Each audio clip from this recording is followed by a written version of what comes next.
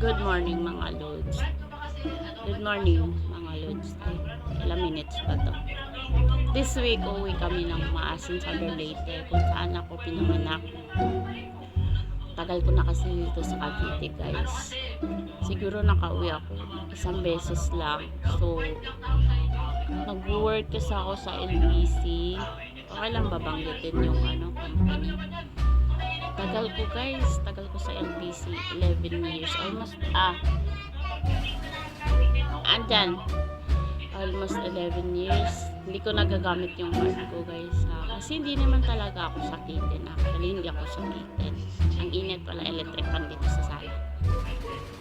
And then, last year lang, 2023, nagkasakit ako. Ang kita sa akin ng doktor is UTI. Pero, bumababa yung aking potassium. Kaya nalulumpo ako. Sinugod ako sa PGH. Talagang hindi ko namalaya na sinugod ako doon. Kasi, ewan, baka sobrang stress din, ganun. Naniniwala ba kayo sa stress? Anxiety? Parang ganun. Yung, parang matagal mo nang kinikim-kim, sabay, sumabog na yung parang sumabog na lang bigla. Ganun. Nagkasakit ka na lang bigla na hindi mo inaasahan. Pero mo guys, ilang taon ka nagtatrabaho, tapos mga after 10 years, tsaka ka nagkasakit, diba? Hindi talaga natin alam kung kailan tayo magkakasakit. Tsaka hindi ko talaga in-expect yun. Kasi hindi talaga ako nagkakasakit ng ganun. And then, andun na nga tayo guys. Kaya ako uuwi ngayon sa amin kasi meron kami doon na talagang milagroso talaga siya, mga lods. Sobrang milagroso niya. Tuwing Friday, maraming umaakyat doon. Lalo na pag Biyernes Santo. Talagang pila doon, one way Kung sino man sa nakakapanood sa inyo dito na nakapunta na ng Hanginan Uno, San Francisco Javier, ayun, masasabi mo talaga na totoo. Ikaw, nakapunta ka na doon. Taga saan ka? Diba? Sobrang daming namamanata kay San Francisco Javier. Tsaka, dala-dala ko guys yung picture na nung nasa hospital ako. Kasi, akala ko talaga hindi na ako makakalabas doon. Yung parang nawalan ka ng pag-asa na makalakad kasi nga nalumpo ka kasi bumaba yung potassium mo.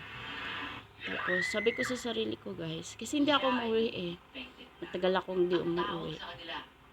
Pag gustuhin mo talagang umuwi, makakauwi ka pala talaga kung gustuhin mo. Kaya uuwi ako ngayon. Kahit tamang-tama lang yung pamasahe, uuwi ako. Nagpaalam ako sa boss ko na uuwi para lang makapanata. Pumayag naman po siya. Kasi lumipat ako ng bagong work Hello sa JMCC Auto Shop. Diyan ako nag-work guys. Baka may mga sasakyan kayo na kailangan nyo ng parts. Ayun. Search nyo lang po yan. JMCC Auto Supply. Diyan ako nag-work. Buti nga, mabait yung boss ko Pumayag sila. Pumayag sila na umuwi ako.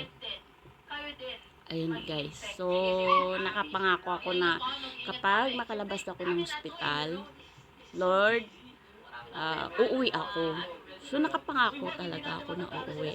Kaya, ayun mama ko ngayon, kumuha na ng ticket para makauwi kami at maka-attend din sa fiesta dun sa kalapit Hanginan Dos naman yun. Yun yung kung saan ako pinanganak. Meron din kaming doon, santo doon, San Antonio de Padua. Magaling din yun, mga lods. Pag may nawawalan ka ng gamit, tapos hihingin mo sa kanya, makikita mo. Oo. Basta. Tapos meron ding shrine doon sa Maasin. Sobrang taas. Iba-vlog ko yan, mga lods. Kung interesado kayo, pwede kayo pumunta doon, tapos i-vlog nyo. Kasi marami na din nagba-vlog doon sa amin. Ang pangit lang ng pagka-uwi ko ngayon kasi nasira yung cellphone ko na medyo lang naman.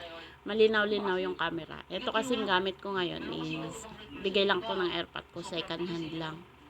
Alam mo naman mga lods, nang hihinayang ka bumili ng ng cellphone, lalo na pag dalawa anak mo, tapos maliit lang yung sahod mo, syempre mas uunahin mo yung mga needs ng mga anak mo, di ba mga lods? Oo. Mas uunahin mo talaga yung needs kaysa mga luho. Ako naman kasi, di bali nang wala ako, basta meron sila. Kayo na ako mga lods.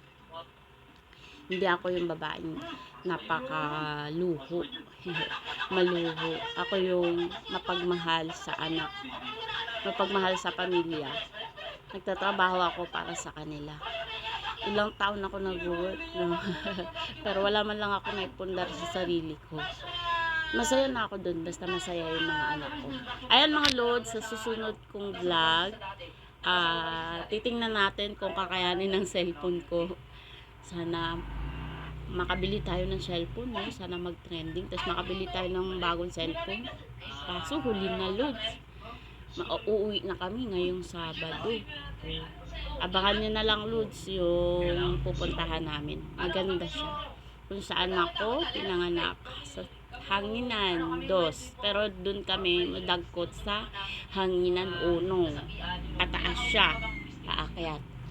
Ayun, kung nakapunta ka na doon at taga saan ka, comment ka lang dito. Kita-kits tayo. Malay mo, magkita-kits tayo puhon. O, see?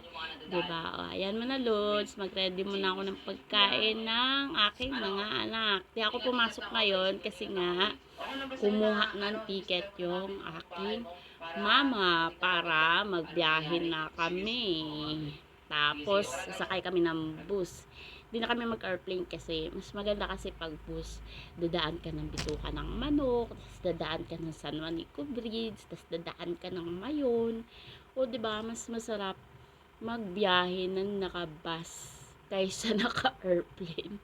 Although mabilis lang pag airplane hanggang Tacloban, pero mas maganda pa rin pag bus. Para sa akin ewan ko lang kung para sa inyo kung ano yung mas kayo komportable. Ako kasi nasanay ako mag-bus. Barko bus. See ya mga lods. Bye!